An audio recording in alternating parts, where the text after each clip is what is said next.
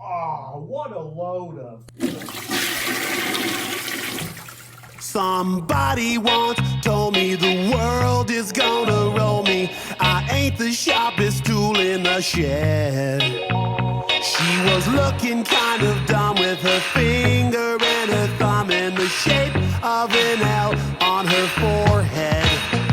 Well, the years start coming and they don't stop coming. Fed to the rules and I hit the ground running. Didn't make sense not to live for fun. Your brain gets smart but your head gets dumb. So much to do, so much to see. So what's wrong with taking the back streets? You'll never know if you don't go. You'll never shine if you don't glow. Hey now, you're an all-star. Get your game on, go play. Hey now, you're a rock star. Get the show on, get paid. Only shooting stars break the mold. It's a cool place, and they say it gets colder. You're bundled up now, wait till you get older. But the media men beg to differ, judging by the hole in the satellite picture. The ice we skate is getting pretty thin. The water's getting warm, so you might as well swim. The world's on fire. Let's talk about Shrek.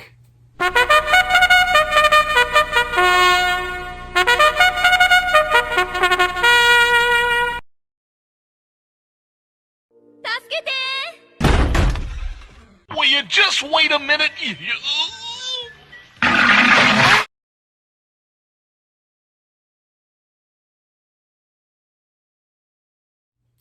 Hello everybody, welcome to my season 6 finale as well as my Shrek marathon. So basically, now technically I've already reviewed the first Shrek in my older videos, but for its 20th anniversary, I wanted to see if the film holds up, and I want to see if my memories have changed or my thoughts have changed.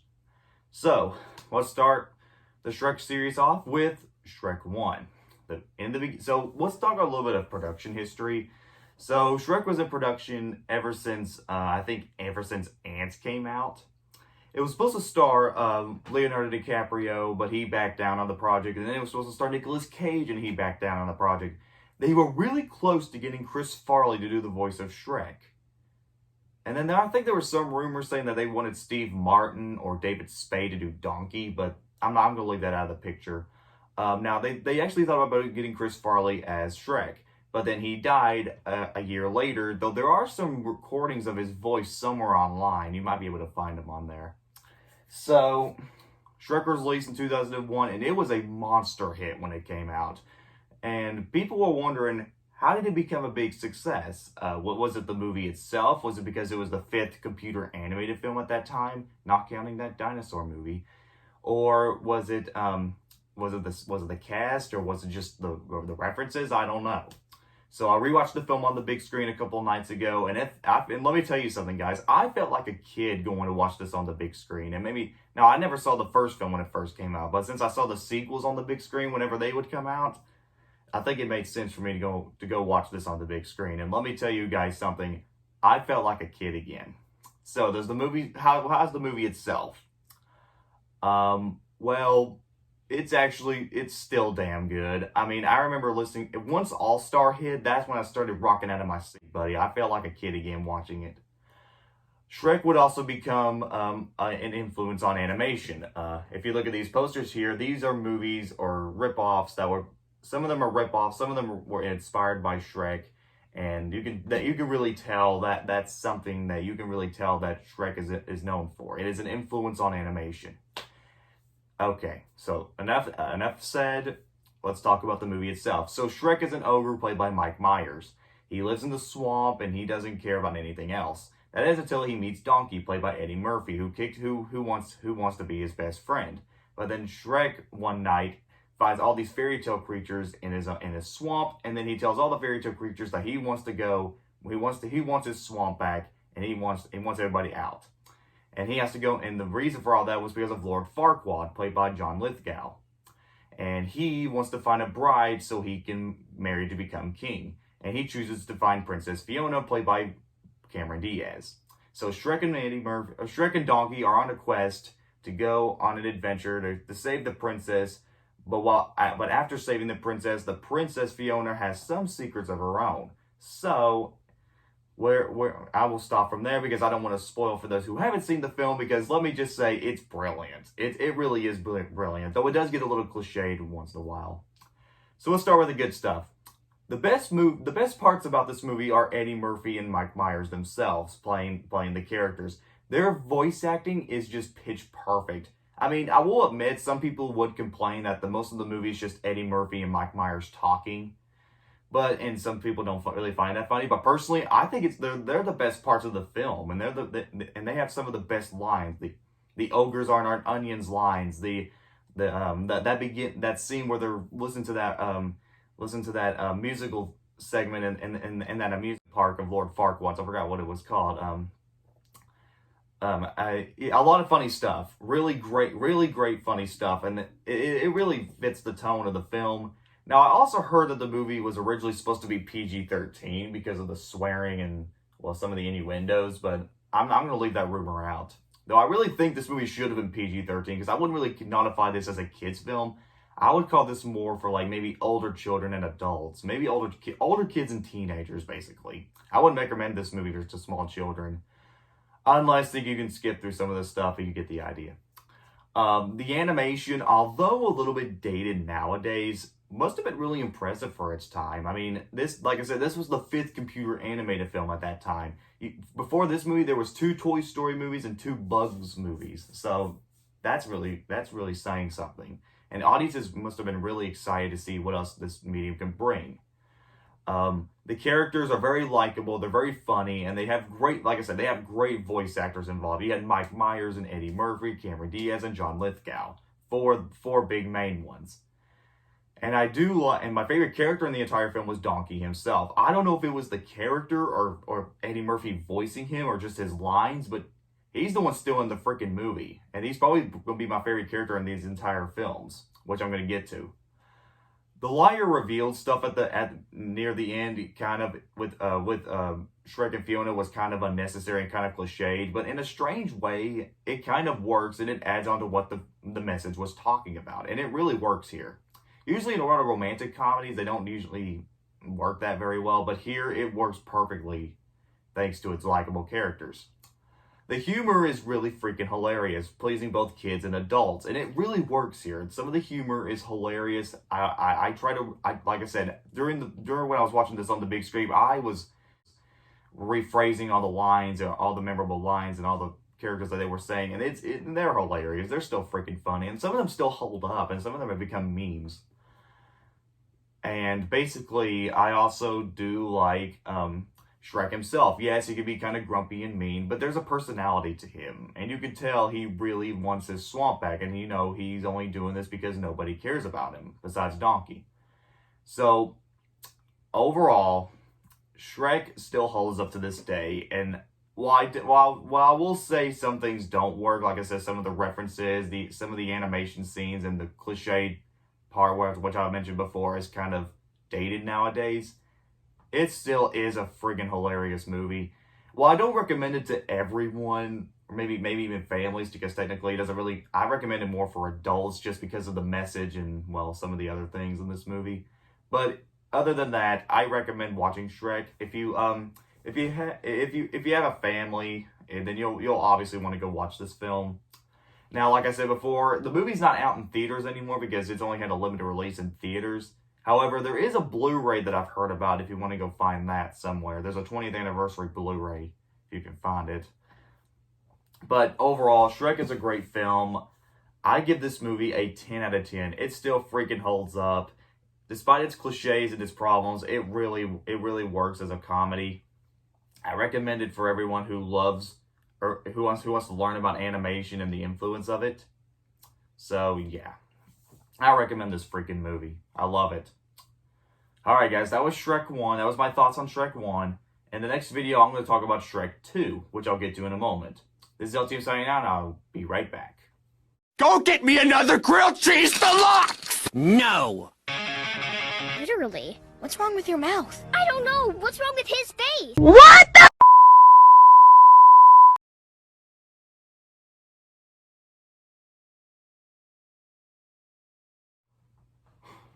Okay, everybody, welcome back to the show. Now that we got done with Shrek 1, let's go on to Shrek 2, the sequel.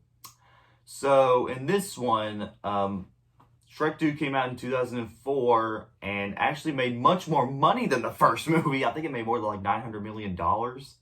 That's pretty freaking impressive. And this was before Toy Story 3 came around, which grossed over $1 billion a few years later. So, Shrek 2 was released. Some people are kind of divided about it now because people are still debating if it's either better or maybe not as good, but still a good sequel than the first movie.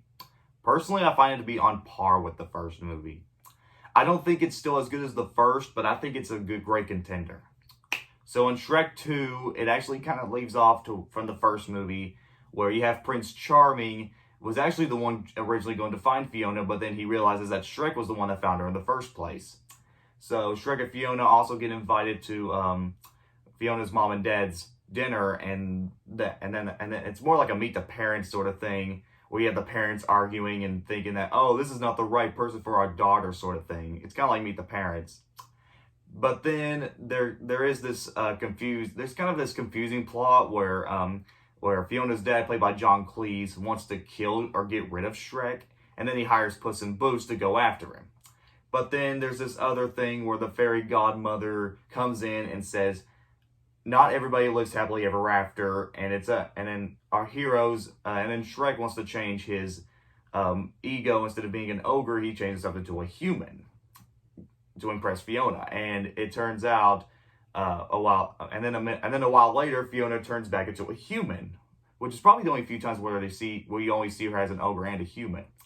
So then there's this other misunderstanding where it's kind of complicated here and there, but let's just say, as complicated as it is, it works pretty well. And then there's this amazing climax where they defeat the fairy godmother was the villain the whole time, and then I won't spoil from there, because let's just say there's a lot of good things in this freaking movie. I actually had a blast with this film. Like I said, I don't think it's as smart or clever as the first film, but I can at least safely say, as far as sequels go, Shrek 2 does it very well. Okay, so what are the good stuff? The good stuff about this movie is the humor. The humor upped it up a notch. Like I said, there were some funny moments from the first film, but I have to admit, some scenes did kind of drag on, and I can understand why some people would get kind of upset about the fact that it was just Eddie Murphy and Mike Myers talking, which that was the whole point of the first movie. This movie, it's more than that. It's like shock humor, technical humor, random humor. It's got a whole bunch of different kinds of humor, and they really work here. And I'm laughing my tail feather off the entire time. There's also some really creative, fun, inventive worlds. Like I said, in the sequel, they try to add a little bit of world building. And this one, and Shrek 2 does it so well. You had Far, Far Away, which is like a parody of Beverly Hills. You have this really weird bar called the Bad Apple, which is just a great idea. And there's just a lot of creative, funny scenes. There's also a lot of lots of funny characters, a lot of new characters. I like John Cleese as Fiona's father. I like this one. I like his wife, played by I think it's like Julia Andrews or Julia Roberts. I forgot her name, I don't know. I forgot the actress's name, but they do very well. I also like Prince Charming, played by Rupert Everett, I think is his name. And I forgot the fairy godmother's voice actress, but she's really good in this too. These are like some of the best new characters in this film. And I cannot forget Puss in Boots, played by Antino Banderas. He is the one stealing the show. Donkey's good too, but Puss in Boots steals the show in the sequel. I think he totally works in this film. My only complaint is that, yeah, the story kind of gets really complicated and it kind of loses focus in the story, but at the same time, they at least know what the story is doing, or what the story was trying to tell. Another good thing I could possibly say is the animation. The animation looks much better than the first movies. Like I said, the first movie was like the 5th animated film, but you can't really blame it for it. But to be fair, the animation received a much better improvement, and then the character's much more lighter, and the backgrounds look much more brighter as well. So overall, while I don't think Shrek 2 is kind of not as good as the first one, just because of how really complicated its story can get, it really is a funny, hilarious sequel. And it really holds, and I can safely say that it actually holds up kind of on par with the first movie. Now, if you like the first movie a lot, there's a funny chance you're going to like the sequel. I'm going to give Shrek 2 a 9 out of 10. It's a fun movie. It's a very, very, very fun, very good sequel, and it still holds up even to this day. I wouldn't mind coming back to it. So, as it turns out, let's talk a little bit about after this movie was released. So, after the first two Shrek movies, like I said, there would be a lot of animated films that would be influenced after this movie, which I've already mentioned in the first half of this video. So, now that we got the first two out of the way, we'll have to go to the third movie, which is the one that killed Shrek's reputation, with Shrek the Third. This is LTM signing out, and I'll be right back. Look at the 5 and 10, glistening once again, with candy canes and silver. I sure hope Mater isn't waiting around anywhere to scare me, cause I'll freak out.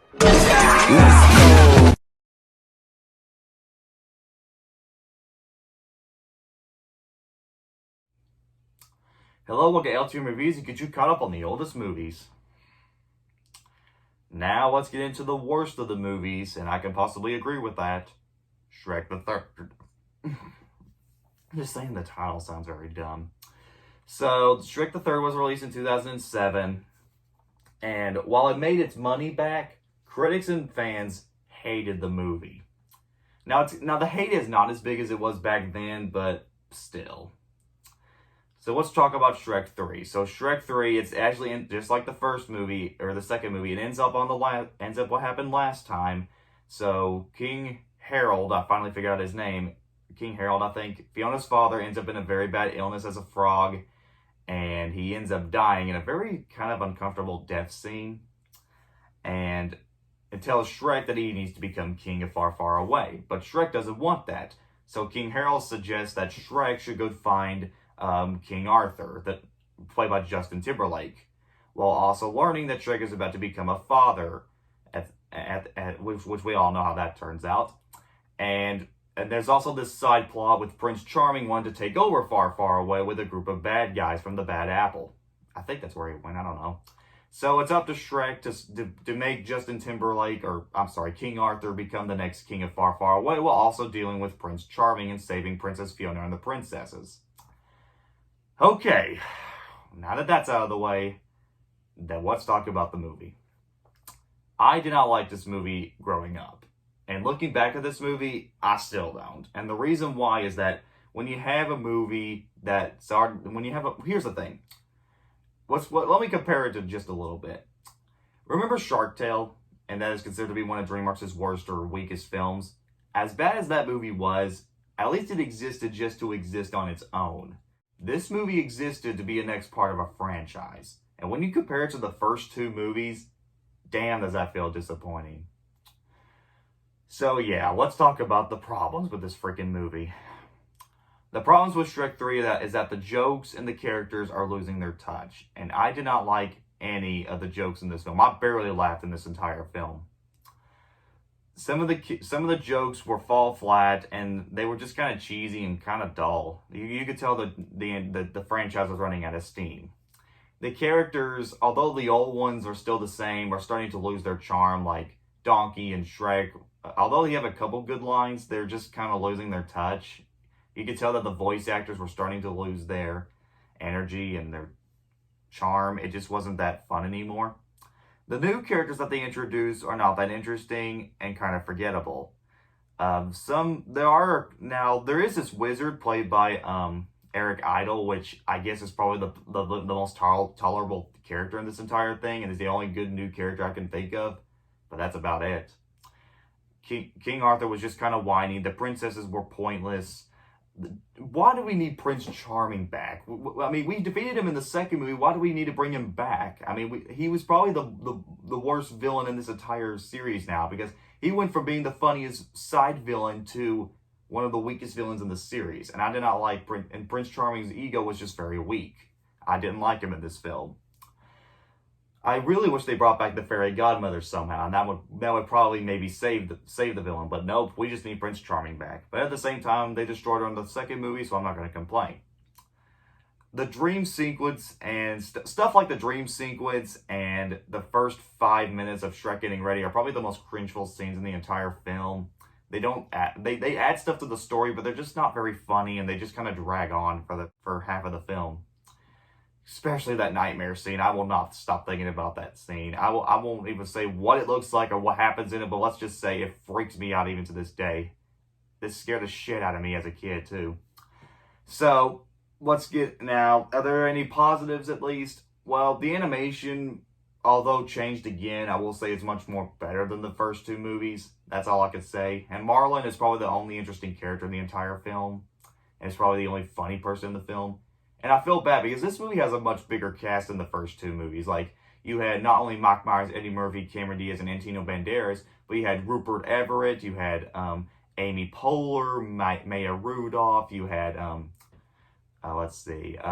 Justin Timberlake and Eric Idle, you name it. There was lots of big celebrities in this, and I feel bad that they were poorly wasted on such a crappy script. So, not much to say about the third movie other than it sucks.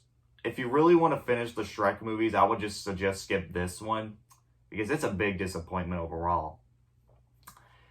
Overall score, I don't think it's the worst thing ever, but it's not in my opinion, it's probably the worst DreamWorks film, and it is probably the worst film in the entire series. Like I said, Shark Tale, as bad as it was, at least it existed just to exist on its own and has more of a personality, a bad personality, or so bad it's a good personality. This film does not. I give this movie a 4 out of 10. It's probably the worst DreamWorks film I've seen. It's probably the worst film I've seen in this entire series. If you like it, that's fine. That's why I'm here. You enjoy what you enjoy, we hate what we hate. Okay, now that Shrek 3 is out of the way, let's go to Shrek Forever After. This is LTM signing out, and I'll be right back once again.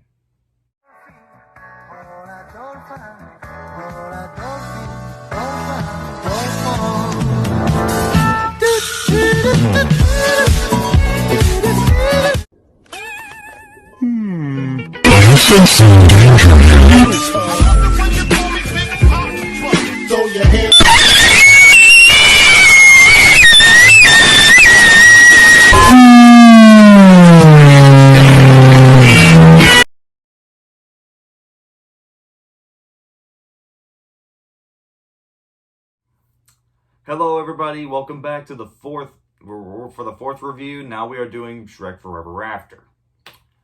Now, like I said, after being humiliated after making the third movie, DreamWorks decided to go ahead and let this movie be the last of the final series. There was supposed to be a Shrek 5, but that got canceled pretty quickly, which I'm going to talk about that in a little bit. So, Shrek Forever After, Shrek has a midlife crisis. He's not feeling like an ogre like he used to, and he just wants to go back to being like he was before like in the first 10 minutes of the first movie. And he suddenly stumbles around Rumpelstiltskin, played by, I forgot his name. I don't even think it's a celebrity's voice. I think it's just someone else's. So Rumpelstiltskin makes a deal with Shrek to see if he can make him become a normal ogre like he used to be in one day. But he tricks him, and now everything's all different. Donkey is all by himself. Fiona is working for like this she's like in this warrior sort of thing where they kind of like freedom fighters or something like that from Sonic, if you know what I'm talking about. Puss in Boots is all different and very fat in this movie, which I will say was pretty funny. The gingerbread man is a cracker, I guess. That's what they call him. Everything's just all different, and they all some of them work for Rumpelstiltskin. So it's up to Shrek to make things right and make her fall in love with Fiona again, as well as defeating the Rumpelstiltskin. Okay, so do I think this movie was good, or do I think it's as bad as the third one, or if it's better? I actually think, in a strange way, I actually like this movie. Now, I don't think it's the first two movies, but when you compare it to the third movie, I think it's a much bigger improvement. So, let's talk about the movie. There are some good things in this movie. Some of the things I do like in this film are some of the humor. Some of the humor was much more well utilized, and some of the humor was much more funnier than the last movie. I can at least safely say that. The problem with Shrek Forever After was its storytelling. Like I said, it's a Wonderful Life, but with Shrek in it, and with fairy tale creatures. That's it. The story is very cliche. I kind of knew where it was going to go, and I can tell that the writers were just running out of ideas. However, what makes Shrek Forever After so interesting and much more enjoyable than the third movie was its humor. Like I said, I laughed much better in this film. Some of the characters' personalities might have changed in this one, but at the same time, it kind of works. Like, Puss in Boots is like this big fat cat who doesn't do crime fighting anymore, and he's probably the funniest character in this film. And then Donkey is like this lonely guy who, like, let's say if he didn't meet Shrek and he ends up all by himself, and it's really funny here. He works for Rumpelstiltskin, I think. Basically, there are some very genuine good scenes. Another problem with the movie is that Shrek could be kind of unlikable, like he did in the first few minutes, and it just didn't feel right for the main character. Felt very out of character. Another good thing I could safely say is that I heard this was the movie that inspired a lot of memes. I could if you want to know what I'm talking about. I do like some of the jokes of the film. The casting, I will say, is trying to bring back their touch. Also, I should mention the cast because, you know, a lot of the celebrities at that time were starting to become less, like, ever since the first movie, like Mike Myers, Eddie Murphy, and Cameron Diaz, ever since the first movie, after the release of the third movie, their popularity started to go downhill. Like, for example, Mike Myers went from Austin Powers to The Love Guru. Eddie Murphy went from The Nutty Professor to Meet Dave. And Cameron Diaz went from There's Something About Mary to What Happens in Vegas. So it was good to see the celebrity cast to come back after just one more shot. And while it wasn't a big disappointment, I will admit people are still split with the film. Personally, I think the movie is all right on its own, and is a decent ending to the story. Though I don't really think it's anything you would want to go see it. But for me, because it is was sort of a fan fiction, I do kind of appreciate that. Because it only talks about, they do mention, like, the first two movies twice. Like, they'll mention, like, references to the first two movies and not the third one, thank heavens. So, overall, Shrek Forever After was alright. I don't think it's as good as the first two, but it's much more interesting than the third one. Alright. I give Forever After a 7 out of 10. It's alright for what it is. It's just cliched and somewhat kind of slow. But at the same time, I do kind of recommend watching it if you just want to finish all the Shrek movies. Alright, that's all the Shrek movies, guys. And now as an added bonus, I would like to add Puss in Boots into this Shrek series, because it was actually the last film in the entire franchise. So, this is LTM signing out, and I'll be right back with Puss in Boots.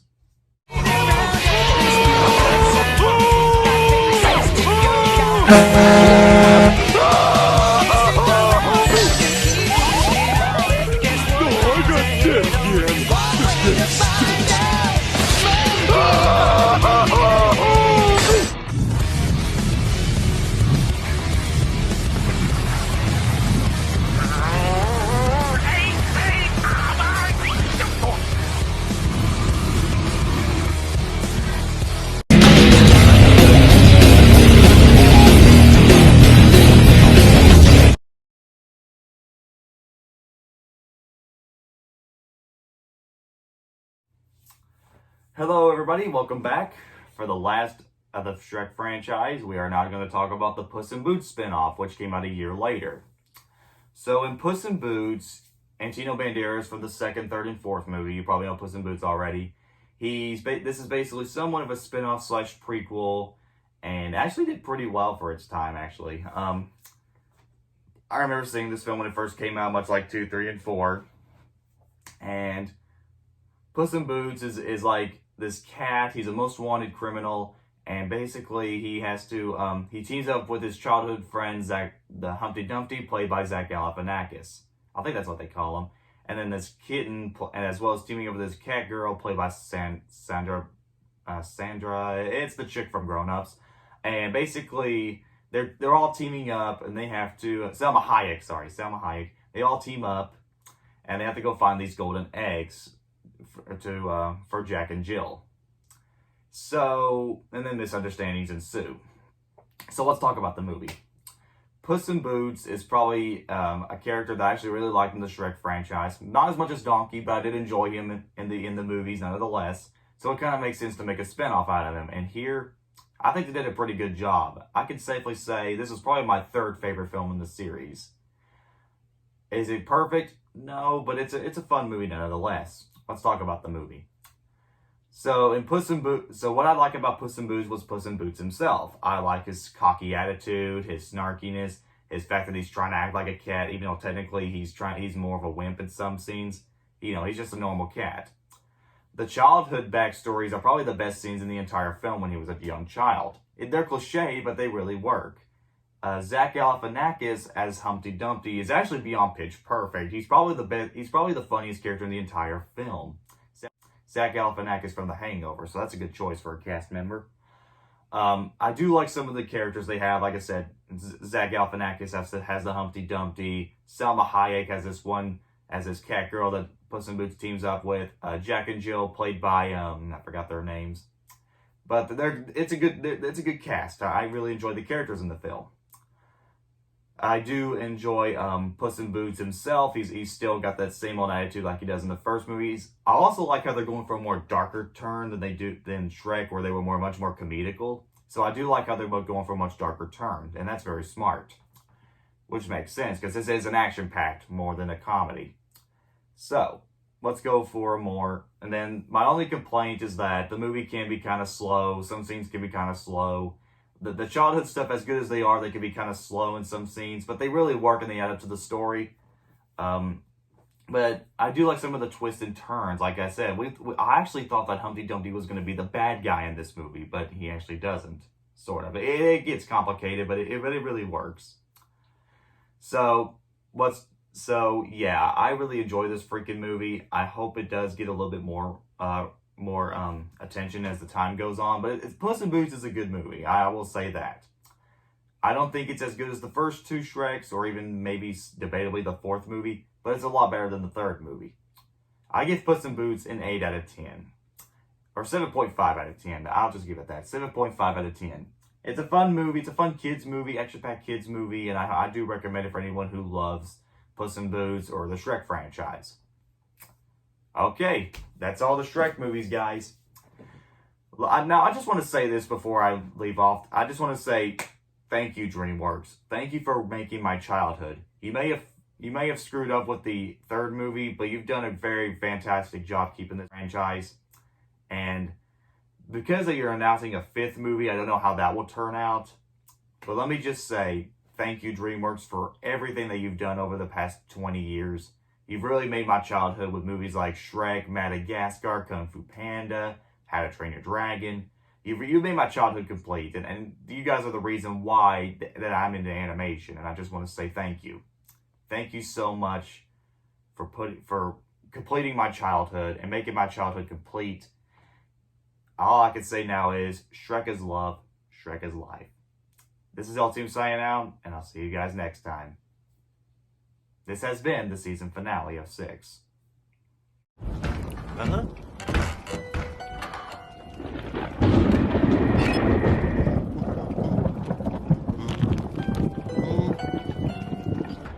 Ah, cracking. What the...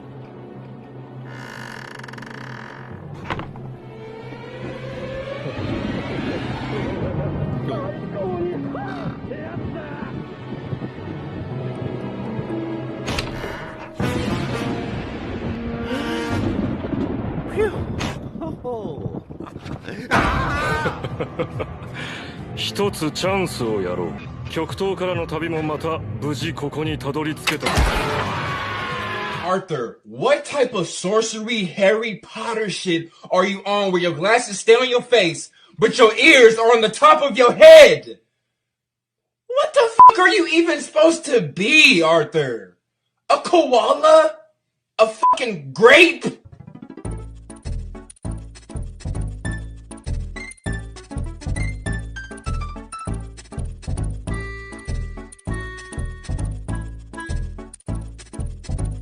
What is that? Bruh, look at this dude. Wait till you see the. No, no, no, no.